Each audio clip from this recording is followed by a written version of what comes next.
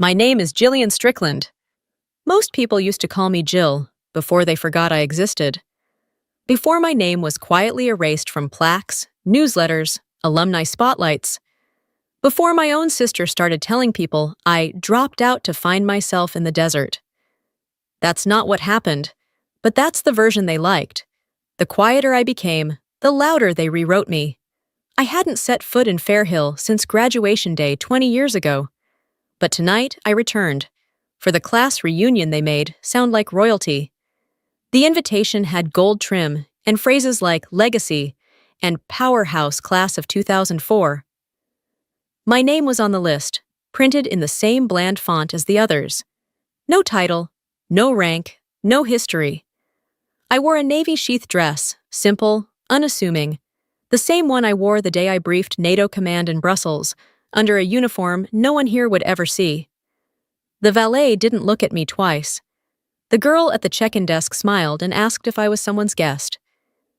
Inside, the ballroom was glittering and loud, all curated nostalgia and curated people. On stage, my younger sister Rachel beamed in a crimson dress, her voice polished and confident as she announced her new role at the Department of Justice. The crowd roared when she name-dropped the White House. Then she said, "And I couldn't have made it without my sister Jill, who taught me how to be unique." The laughter that followed was warm and cruel at the same time. I didn't flinch.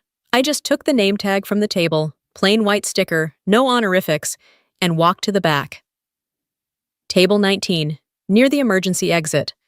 I wasn't here to impress anyone, but by the end of the night, they would remember exactly who I was. Table 19 was exactly what I expected, wedged between the buffet and the hallway to the restrooms. No floral centerpiece, no name cards in gold foil, just a stack of cocktail napkins damp with condensation, and a half-eaten shrimp cocktail that someone abandoned. I slid into the seat without a sound and folded the name tag into my clutch. No point pretending anyone cared what it said. Across the room, the success crowd clustered like magnets. CEOs, startup darlings, a senator with too much makeup and not enough grace. Rachel stood at the center of it all, laughing easily, shaking hands, being admired. She'd always been brilliant at performance. Even as kids, she knew when to cry, when to shine, and exactly when to make me feel like a shadow. I poured myself a glass of water, hands steady. Until I saw Jason. Jason Langley had barely aged. Still tall, still smug, still carrying himself like a man who thought charm was currency and everyone else was in debt. He spotted me and made his way over, 2 drinks in hand, like we were back in senior year, and the world still revolved around him. "Well, if it isn't Jill Strickland," he said, flashing a grin that didn't reach his eyes. "You still stationed out in the desert? Or did you retire to paperwork in Kansas?" I smiled politely. "Good to see you too, Jason." "I'm kidding," he chuckled. "But seriously, didn't you study law? What happened?" Before I could answer, a woman in pearls leaned over and whispered, just loud enough, "Didn't she drop out of law school? Shame, she had so much promise." I didn't correct her. I didn't explain that I never dropped out. I transferred, I enlisted, I trained. I chose a path none of them could fathom. And I excelled, but silence was a habit now, almost muscle memory. Rachel floated over not long after, all theatrics and toothy smiles. "Oh, Jill," she purred. "I almost didn't recognize you in that dress. Vintage?" "It's just a dress," I replied. She tilted her head. "Well, you've always been practical." I said nothing. She leaned in, mock conspiratorial. "You really should share your stories sometime. I bet you have a few good ones, right?" "Only the quiet kind," I said, then turned away. The rest of the table filled up with familiar faces. Familiar, but not warm. I sat through dinner unnoticed, invisible in plain sight. They didn't ask where I'd been, what I'd done, why I never showed up in the alumni magazine, because they had already decided I didn't matter. But the truth? I'd commanded rooms they'd never be allowed to enter. I'd held decisions in my hands that shaped borders and saved lives. And now I was sitting beside a tray of scalloped potatoes, being mistaken for someone who disappeared. They didn't know how wrong they were. I stepped out onto the side balcony just before dessert was served. The noise of clinking glasses and polished anecdotes faded behind the thick French doors. Out here, the air was cooler, crisper. The treetops swayed in the dark, lit faintly by the glow spilling out from the ballroom windows. It was the first moment all evening I could breathe. That's when my encrypted phone buzzed. Just once. No ringtone, no screen flash. But I felt it through the lining of my clutch. Coded vibration pattern 3. Priority breach review. I slipped the device out, thumbprint scan, iris check, voice confirm. Strickland, clearance echo 5. The screen lit up. 4 threat vectors active, 1 critical. Target, Operation Artemis. Internal leak suspected. NATO flagged. I stared at the map overlay, watching as red zones pulsed along the eastern digital corridor. One of them was blinking faster than the others. I tapped the prompt. Immediate advisory requested. Pentagon standby. Extraction possible. Confirm if operational. I didn't respond yet, not until I knew what I was walking back into. Behind me, I heard the door creak open. Jason. There you are, he said, slurring slightly. You always did like standing alone. I didn't answer. He leaned beside me on the railing, too close. You know, he began, voice lowering. You could have been something big. You were valedictorian, debate captain, Harvard practically begging, and then, poof. Army? I looked at him calmly. I didn't disappear, Jason. I just stopped explaining myself. He laughed once, too sharp. You always liked riddles. I turned to leave, but he caught my wrist lightly. Jill, I didn't mean, you never mean it, I said, but you always say it. Rachel appeared in the doorway, dramatic as ever, looping her arm through his. Oh, there you are. We're doing the golden trio photo. Come on, me, Jason, and the girl who vanished. She looked at me and smiled, voice too sweet. Still out in the heat somewhere, sis? I'm in transition, I replied. Her eyes narrowed. Not out of work, I hope. I manage, I said. Just not from behind podiums. She clucked her tongue. Always so mysterious. But I guess not everyone wants the spotlight. She tugged Jason back inside like a prop. I stayed behind, gripping the balcony railing, letting the wind cool the tightness in my chest. They didn't know. They'd never know. I'd walked into classified bunkers beneath mountains, briefed NATO generals in 5 languages, and authorized black ops that changed the shape of continents. But out here, I was just Rachel's awkward sister in a discount dress. My phone buzzed again. This time, different code. Extraction cleared. Helipad ETA, 6 minutes. I looked up at the stars. Somewhere above me, blades were already spinning. They were about to learn who I really was. The music had shifted inside, something jazzy and over-rehearsed, when the ground began to tremble. Just slightly at first. A low hum threaded the air, then grew louder, deeper. Not thunder, not wind.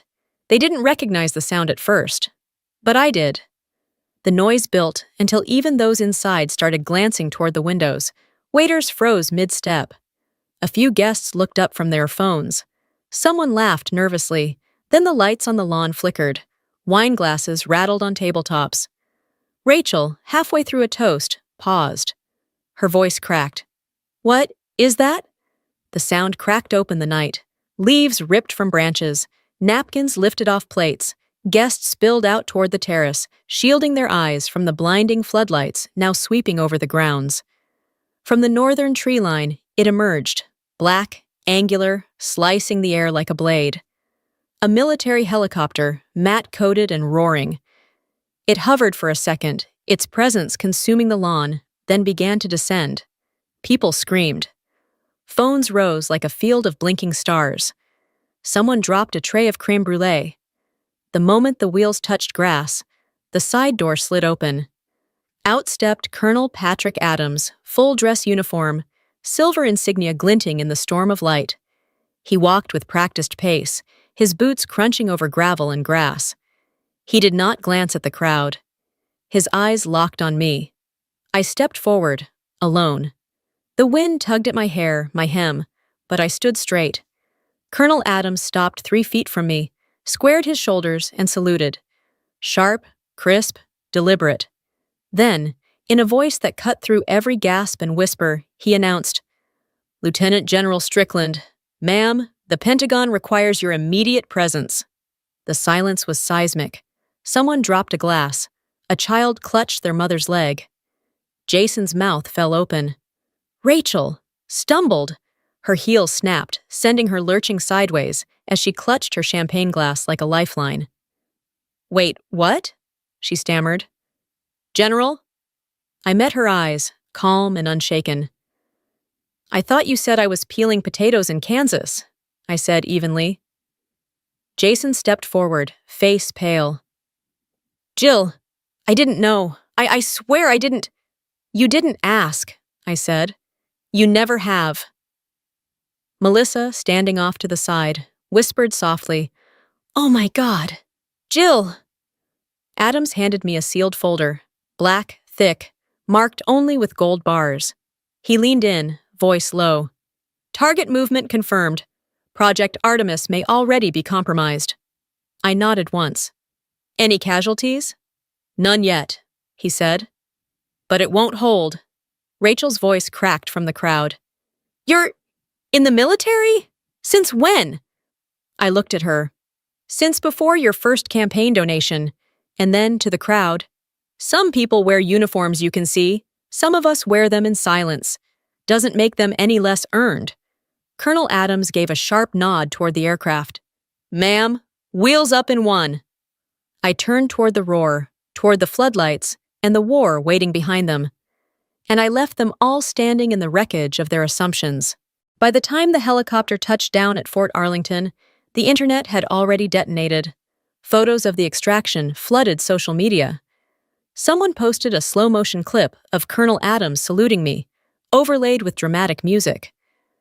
Another captured Rachel's frozen face as my title was spoken aloud. The caption read, "That moment you realize your sister outranks your entire narrative." But the real blow came 12 hours later. Rachel's podcast, her polished, well-sponsored, truth-adjacent podcast, released a special emergency episode titled, "My Sister the Myth." The thumbnail was a stylized silhouette of a woman in uniform, face obscured. In it, she spoke in soft, level tones. Compassionate. Concerned. "I want to talk today," she began, "about how power can be weaponized in the most subtle ways. About how some people choose silence, not out of humility, but to create mystique. About what happens when narrative becomes performance." She never said my name, but she didn't have to. The damage was done. By morning, I had over 80 missed calls, 100 media inquiries, and an inbox overflowing with everything from praise to death threats. TikTok edits labeled me a fraud. Twitter threads dissected my military record, claiming I'd staged the reunion scene for clout. A headline from a fringe blog read, "General or actor, deep state cosplay goes viral." At 6 a.m., I walked into the Pentagon's Cyber Defense Division wearing full blues. Colonel Adams met me at the skiff door with a grim nod. "You're trending," he said. "I noticed." He handed me a secure tablet. "Merlin's breach pattern just jumped. Someone's piggybacking civilian chatter to access Tier 3 comms. We think your name is the entry vector." "They're using me?" He nodded. "The podcast clip is being spliced into foreign disinformation campaigns. You just became a narrative asset, whether you like it or not." In the briefing room, I stood before a wall of red maps and data pulses, watching as the system pulsed with conflict. This wasn't just about me anymore. It never was. Later that afternoon, Jason showed up at the Pentagon. He waited in the civilian lobby with a paper folder clutched in both hands like it held a confession. "I didn't come to apologize," he said when I met him. "I came to admit I stood by while she erased you." I said nothing. "Right after you enlisted," he continued, "Rachel told the alumni board you wanted to be removed from the honors list, that you didn't want recognition. He looked ashamed. She forwarded a fake email chain. I didn't question it. I thought maybe you really did want to disappear. I turned away, jaw tight. And now? I know better. And so does Melissa. That night, Melissa came to my quarters carrying a manila envelope. "We found it," she said. "Your Medal of Honor nomination file. From 2018. My breath caught. I thought the board dropped it.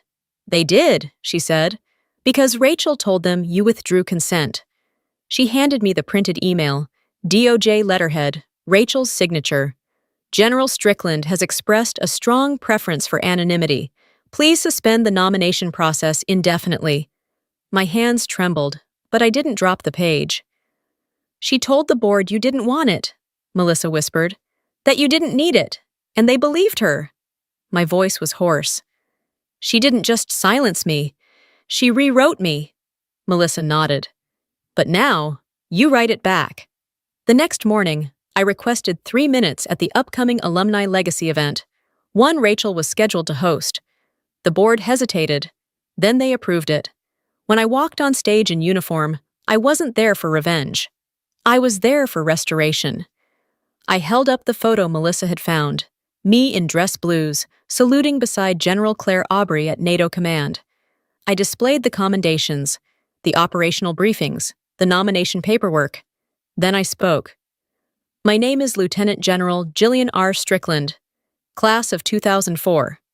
I was voted most likely to become a professor. That prediction didn't quite land." Soft laughter rippled, hesitant. "I chose service over ceremony, silence over spotlight, and for that, I was erased." I paused, let the words breathe. But silence isn't shame, and invisibility isn't absence. Some of us serve where no cameras reach, and return not for applause, but because truth deserves a voice.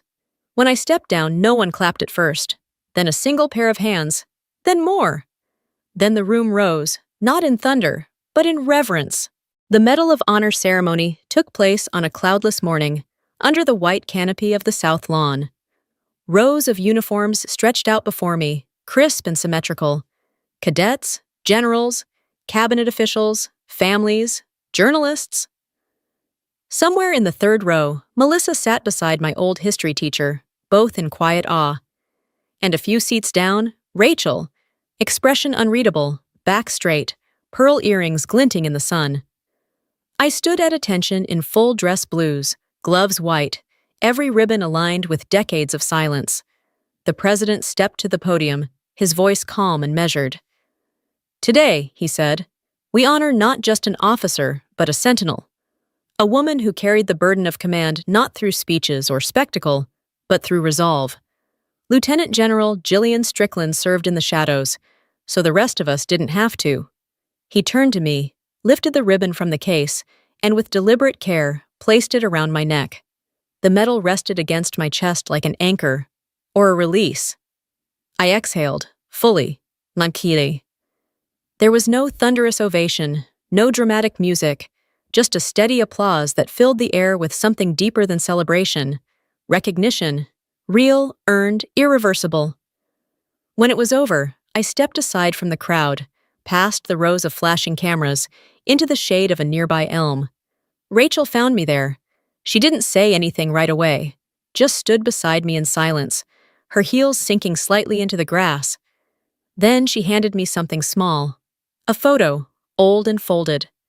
2 girls in camo Halloween costumes, saluting, one grinning wide. The other, me, stone-faced, serious even at 8. "You kept this?" I asked quietly. "I almost threw it out. Twice," she said. "But I couldn't." I looked at her then, not the polished speaker, not the podcast host, just my sister, tired, stripped of theater. "I wanted the world to see me," she said. "But I think I wanted it to see me through you. And when you disappeared, I panicked. I thought if I outshone you, maybe I'd matter more." "You didn't need to erase me to be seen," I said. Her voice cracked. "I know that now." She looked away, then back. "You were always the one who showed up when no one was looking. I just didn't understand how loud that kind of presence could be." We stood there a while. No apologies, no full forgiveness. Just the quiet possibility of a new truth, less perfect, more human. Weeks later, I declined the West Wing advisory post they offered.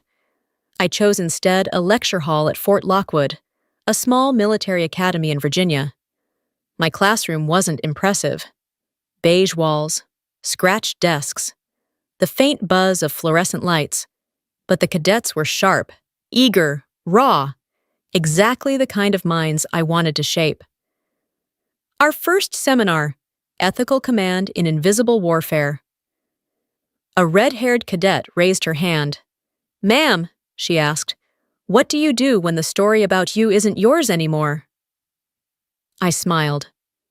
"You tell it back, not louder, just clearer. And longer." The class nodded. They understood. One day, Rachel visited the base. No makeup, jeans, a camera slung over her shoulder. "I'm producing a docuseries now," she said. "Women in Command. I want to start with the one I misunderstood most." I raised a brow. "Trying for atonement?" She shrugged. "Trying for accuracy." We sat for one interview, then another, then a third. Not as sisters, as women unraveling the cost of power, visibility, and silence. When the first episode aired, it opened not with music or voiceover, but with an image of that Halloween photo. The caption read, "Before the world saw her, she already carried it." Months passed. One quiet morning, I returned to my old high school for an alumni event. In the hallway near the main office, a new plaque had been installed. Lieutenant General Jillian R. Strickland, Integrity and Silence. I stood before it alone, not seeking validation, just presence. Because sometimes the loudest legacy isn't the one with medals or microphones. It's the one carved into memory, earned, not demanded. And finally, seen.